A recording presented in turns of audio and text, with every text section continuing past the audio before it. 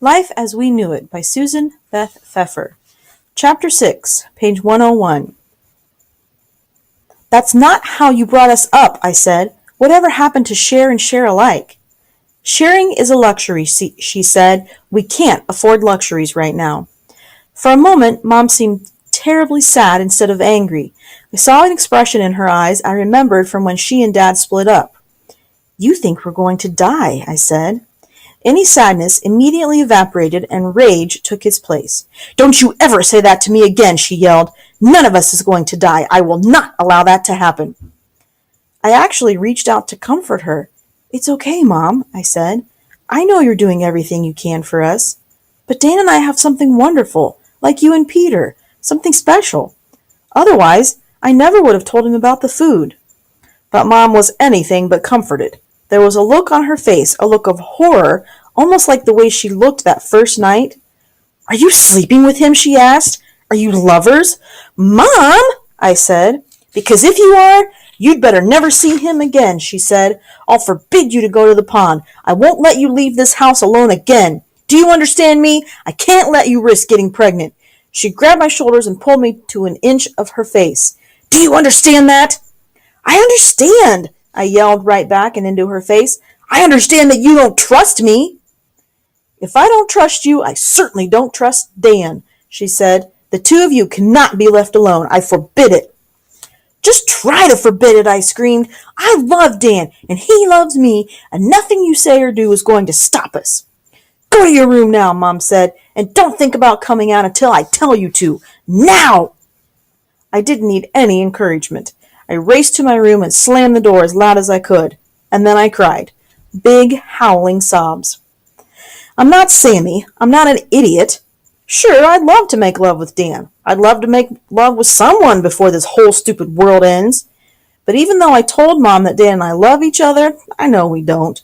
Not the kind of love that I want to feel for the first man I make love with. Half the time, I can't even figure out what Dan is feeling. I would have thought he'd try to go further with me, but he hasn't. We kiss, we hug, that's it. And there's Mom acting like we're animals in heat. It's so unfair. I haven't seen Sammy or Megan since school ended. Dan's practically the only friend I have left in the world. Even if we aren't lovers, even if we aren't boyfriend and girlfriend, he's still the only person I see who isn't family or Peter. I laugh with him, I talk to him, I care about him. And Mom makes it sound like that's something bad, like I can't have friends anymore. Like family is the only thing that matters from now on. If that's how the world is supposed to be, I hope it does end soon. I hate Mom for making me feel this way. I hate Mom for making me feel that for every good day, there have to be 10 or 20 or 100 bad ones. I hate Mom for not trusting me. I hate Mom for making me even more scared. I hate Mom for making me hate her. I hate her. June 25th. Except for going to the bathroom, and I only did that when I thought no one would see me, I stayed in my room all yesterday. I kept the door shut, and in a fit of rebellion, I even realized was dumb, I read by flashlight for 4 hours. Mom knocked on my door this morning. Breakfast is ready. Matt knocked on my door this morning. Breakfast is ready, he said. I'm never eating again, I said. More food that way for you and Johnny. Matt entered the room and closed the door behind him. Stop being a baby, he said. You made your point. Now go to the kitchen and eat breakfast. You might want to kiss Mom good morning while you're at it. I'm not talking to her until she apologizes, I said. It's funny. I was still angrier than I was hungry. Or maybe I just knew that even after breakfast I'd still be hungry, so what was the point? Matt shook his head. I thought you were more mature than this, he said. I expected better from you. I don't care what you expect, I said, which was a total lie. I care desperately what Matt thinks of me. I didn't do anything wrong. Mom attacked me for absolutely no reason. Why aren't you telling her you expected better from her? Matt sighed. I wasn't here, he said. I only have Mom's version of what went on. Did she happen to mention that she was horrible? I asked. That she acted like I was some kind of criminal? Or did she leave that stuff out?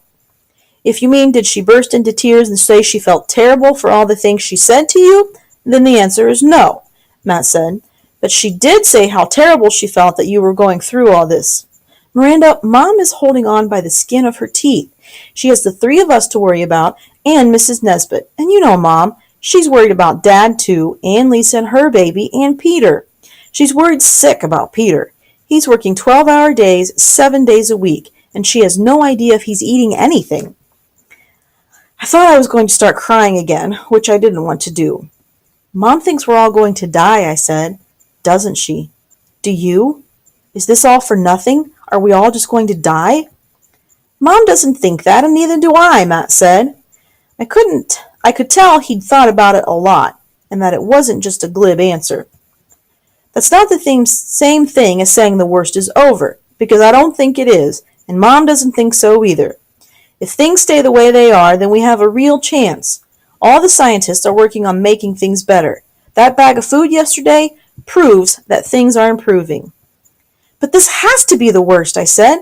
How could things get any worse than they are now? Matt grinned. You don't really want me to answer that, do you? He asked. We both laughed and I shook my head.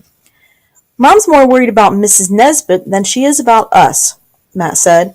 Mom's asked her to move in with us, but Mrs. Nesbit has it in her head that it would be an imposition, which only makes things harder for Mom. I know Mom doesn't want us to die, I said. I thought really hard about what I wanted to say so it would come out right. But I think maybe she doesn't want us to live either.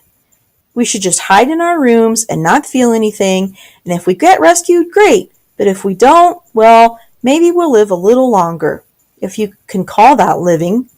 I know Mom tells you things she doesn't tell me, but am I wrong? Because I really feel that way more and more. I'd like to be wrong, because it scares me if Mom feels that way. But I don't think I am. Mom can't guess the future any better than you or me or Mrs. O'Leary's cow, Matt said.